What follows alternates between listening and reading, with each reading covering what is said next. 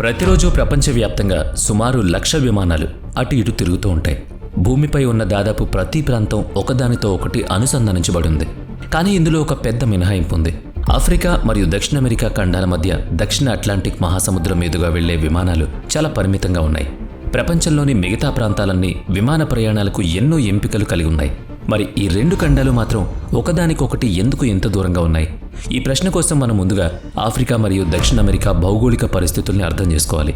పైకి చూస్తే ఈ రెండు ఖండాల మధ్య విమానాలు ఎందుకు తక్కువగా ఉన్నాయో అస్సలు అర్థం కాదు. ప్రపంచంలో అత్యధిక జనాభా ఉన్న ఖండాల్లో ఆఫ్రికా 2వ స్థానంలో ఉంది. అక్కడ దాదాపుగా 1.5 బిలియన్ల మంది నివసిస్తున్నారు. ఇక దక్షిణ అమెరికాలో సుమారుగా 450 మిలియన్ల జనాభా ఉంది. ఈ రెండు ఖండాలు కలిపితే దాదాపుగా 2 బిలియన్ల జనాభా ఉంటుంది. ఇది మొత్తం భూమండల జనాభాలో సుమారుగా 25% ఉంటుంది. దీన్ని బట్టి చూస్తే ఈ రెండు ఖండాల మధ్య విమాన ప్రయాణాలకు చాలా డిమాండ్ ఉండాలని మనకు అనిపిస్తుంది. కానీ ఇక్కడ మనం గమనించాల్సిన విషయాలు ఇంకా చాలా ఉన్నాయి. దక్షిణ అట్లాంటిక్ మహాసముద్రం ఈ రెండు ఖండాల్ని విడదీస్తున్నప్పటికీ ఇవి భౌతికంగా చాలా దగ్గరగా ఉంటాయి. బ్రెజిల్లోని నాటల్ నగరానికి మరియు సియర్రా లియోన్ రాజధాని ఫ్రీటౌన్కు మధ్య నేరుగా చూస్తే కేవలం 2,900 కిలోమీటర్ల దూరం మాత్రమే ఉంటుంది. ఈ రెండు నగరాల్లోనూ చెరో 1.5 మిలియన్ల జనాభా నివసిస్తోంది. ఈ 2,900 కిలోమీటర్ల దూరం చాలా ఎక్కువ అనిపించవచ్చు. కానీ ప్రపంచంలో ఇంతకంటే ఎక్కువ దూరం ప్రయాణించే విమానాలు చాలా ఉన్నాయి. ఉదాహరణకు అమెరికాలోని న్యూయార్క్ నగరం నుంచి బ్రిటన్లోని లండన్కు వెళ్లే మార్గం ప్రపంచంలోని అత్యంత రద్దీగా ఉంటుంది. ఇక్కడ ప్రతి సంవత్సరం 4 మిలియన్ల మందికి పైగా ప్రయాణిస్తారు. ఈ రెండు నగరాల మధ్య దూరం ఏకంగా 5,500 కిలోమీటర్లకు పైనే ఉంటుంది. కాబట్టి ఆఫ్రికా మరియు దక్షిణ అమెరికా మధ్య విమానాలు లేకపోవడానికి దూరం మాత్రం కారణం కాదు. దీనికి ప్రధాన కారణంగా అత్యవసర ల్యాండింగ్ కోసం విమానాలు లేకపోవడం చెప్తారు.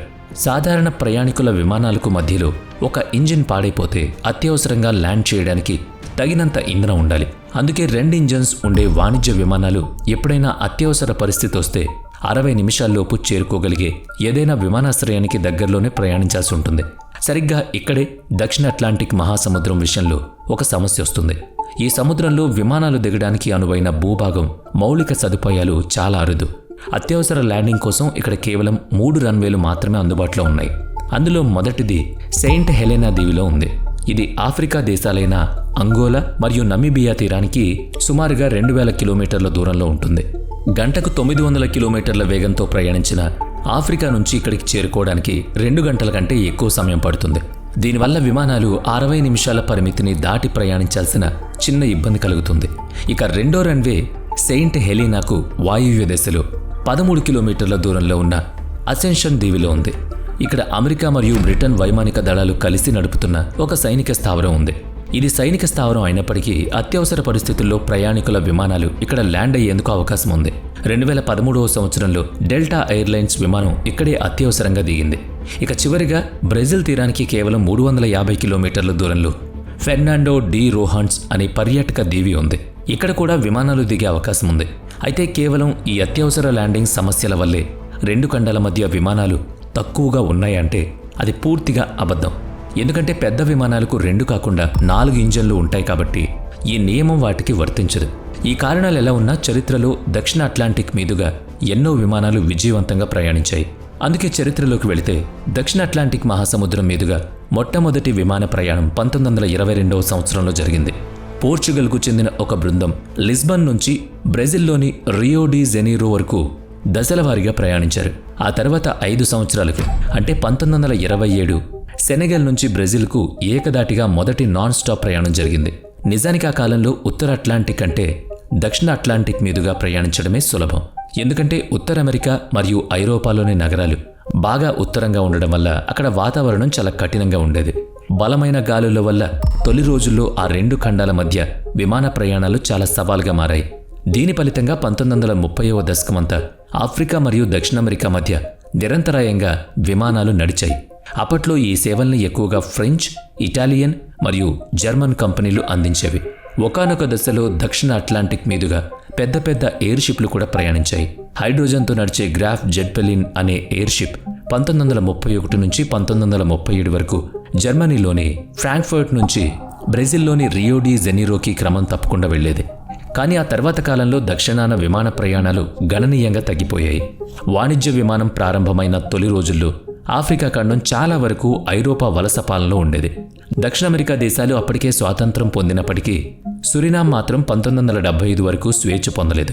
ఈ కారణాల వల్ల ఆఫ్రికా నుంచి వెళ్లే విమానాలన్నీ ఐరోపా వైపు వెళ్లాయి. వలస పాలకులు ఆఫ్రికాలోని సంపదను మరియు వనరులను తమ దేశాలకు తరలించడానికి మాత్రమే విమానాల్ని వాడేవాళ్లు. అప్పట్లో ఆఫ్రికా ప్రాంతాల్ని కొత్తగా స్వేచ్ఛ పొందిన దక్షిణ అమెరికా దేశాలతో కలపాల్సిన అవసరం ఎవరికీ రాలేదు. అయితే ఇటీవలి దశాబ్దాల్లో ఈ పరిస్థితుల్లో చాలా మార్పు వచ్చింది. దక్షిణ అమెరికాలాగే ఆఫ్రికా కూడా ఇప్పుడు పూర్తిగా స్వాతంత్రం పొందింది. 2 ఖండాలు సొంతంగా ఆర్థిక వ్యవస్థను నిర్మించుకున్నాయి. కాబట్టి 1900వ దశకంలో విమానాలు తక్కువగా ఉండడానికి భౌగోళిక లేదా సాంకేతిక కారణాలు ఏమీ లేవు. దీనికి ప్రధాన కారణం కేవలం జనాభా మరియు ఆర్థిక వ్యవస్థ మాత్రమే. ఈ 2 ఖండాల్లో కలిపి దాదాపుగా 2 బిలియన్ల జనాభా ఉన్నప్పటికీ విమాన ప్రయాణాల విషయంలో మొత్తం జనాభా లెక్కలోకి రాదు. ఒక ప్రాంతంలో జనాభా సాంద్రత మరియు ఆ ఖరీదైన ప్రయాణాన్ని భరించే స్తోమత ఉన్న ఆర్థిక వ్యవస్థ మాత్రమే ఇక్కడ ముఖ్య పాత్ర పోషిస్తుంది. ఆఫ్రికా ఖండం సుమారుగా 30 మిలియన్ల చదరపు కిలోమీటర్ల విస్తీర్ణంలో ఉంటుంది. అమెరికాలోని 50 రాష్ట్రాలను ఈ ఖండంలో 3 సార్లు సులభంగా అమర్చొచ్చు. ఈ విశాలమైన ఖండంలో సహారా ఎడారి మరియు కాంగో అడవులు లాంటి నివాసయోగ్యం కాని ప్రాంతాలు చాలా ఉన్నాయి. ఇలాంటి ప్రాంతాలు పోను ఆఫ్రికాలో కొన్ని పెద్ద జనాభా సమూహాలు మాత్రమే ఉన్నాయి. అలాంటి ఒక సమూహం దక్షిణాఫ్రికా దేశంలో ఉంది. 64 మిలియన్ల జనాభాతో ఇది ఆఫ్రికాలో 6వ అతిపెద్ద దేశంగా ఉంది.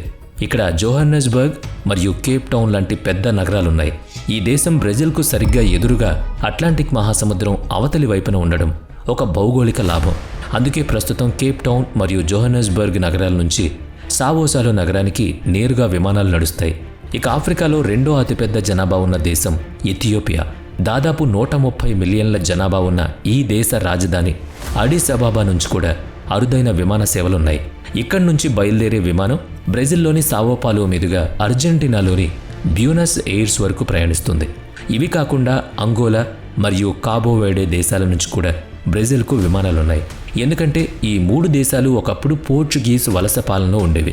కాబట్టి వాటి మధ్య సామాజిక మరియు సాంస్కృతిక సంబంధాలతో పాటు భాషాపరమైన సంబంధం ఉంది.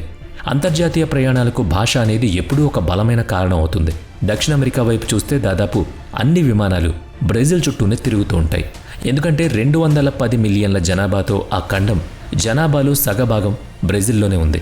ఇదంతా చూస్తే భౌగోళిక పరిస్థితులు మరియు జనాభా ఏమాత్రం సమస్య కాదని మనకు అర్థమవుతుంది. దీనికి ఒకే ఒక్క అసలు కారణం వారి ఆర్థిక వ్యవస్థ. అంతర్జాతీయ ప్రయాణాల విషయంలో డబ్బుంటేనే ఏదైనా సాధ్యం. అంతర్జాతీయ పర్యాటకం అనేది చాలా ఖరీదైన విలాసం కదా. వ్యాపారాల కోసం ఇప్పుడు అంత దూరం ప్రయాణించాల్సిన అవసరం కూడా తగ్గిపోయింది.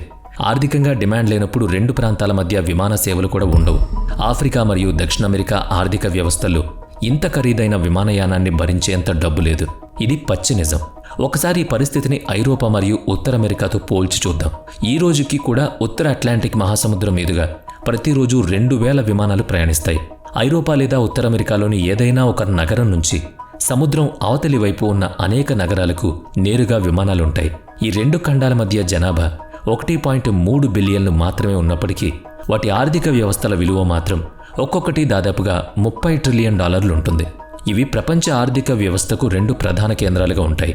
కానీ దక్షిణ అమెరికా మరియు ఆఫ్రికాల విషయానికి వస్తే వాటి ఆర్థిక వ్యవస్థ విలువ కేవలం $4.3 ట్రిలియన్ మరియు $3 ట్రిలియన్ కంటే తక్కువే ఉంటుంది.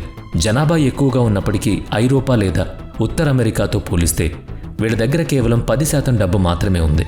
ఉత్తర అమెరికా మరియు ఐరోపా ఖండాల వ్యాపారం, ఇంజనీరింగ్, ఫార్మాస్యూటికల్స్ మరియు వినోద రంగాల్లో అత్యుత్తమ ఉద్యోగాలు కలిగి ఉన్నాయి. వాణిజ్యపరంగా ఇవి ఎప్పుడూ అనుసంధానమై ఉంటాయి. ఈ 2 కథల్లో వలసలు కూడా ఒక ముఖ్యమైన పాత్ర. ప్రపంచవ్యాప్తంగా ప్రజలు ఎప్పుడూ మెరుగైన జీవన ప్రమాణాల కోసం ఆరాటపడుతూ ఉంటారు. అలాగే దక్షిణ అమెరికాలోని ప్రజలు మెరుగైన జీవనం కోసం ఉత్తర అమెరికాకు వెళుతూ ఉంటారు. కానీ ఆఫ్రికా నుంచి దక్షిణ అమెరికాకు లేదా అక్కడి నుంచి ఇక్కడికి వలస వెళ్లడం వల్ల వారికి పెద్దగా ఎలాంటి ప్రయోజనం ఉండదు. అందుకే ఈ 2 ఖండాల మధ్య వలసలకు డిమాండ్ అస్సలు లేదు. భవిష్యత్తులో ఈ 2 ప్రాంతాల మధ్య విమానాలు పెరిగే అవకాశం ఉందా అంటే ఖచ్చితంగా ఉందని చెప్పాలి. ఒక ప్రాంతం యొక్క ఆర్థిక వ్యవస్థకు మరియు విమానాల సంఖ్యకు నేరుగా సంబంధం ఉంటుంది. ప్రస్తుతం ఆఫ్రికా ఆర్థికంగా చాలా వేగంగా అభివృద్ధి చెందుతోంది. ప్రపంచంలో అత్యంత వేగంగా అభివృద్ధి చెందుతున్న 20 దేశాల్లో 11వ స్థానంలో ఉంది. దీన్ని బట్టి చూస్తే రాబోయే రోజుల్లో దక్షిణ అట్లాంటిక్ మీదుగా విమానాల సంఖ్య పెరగబోతుందన్నమాట. వీడియో నచ్చితే లైక్ చేయండి, షేర్ చేయండి. ఇప్పటి వరకు మన ఛానల్ని సబ్స్క్రైబ్ చేయనట్లయితే ఇప్పుడే సబ్స్క్రైబ్ చేసుకుని పక్కనే ఉన్న బెల్ ఐకాన్పై క్లిక్ చేయండి. నెక్స్ట్ వీడియోలో మళ్ళీ కలుద్దాం. Thanks for watching.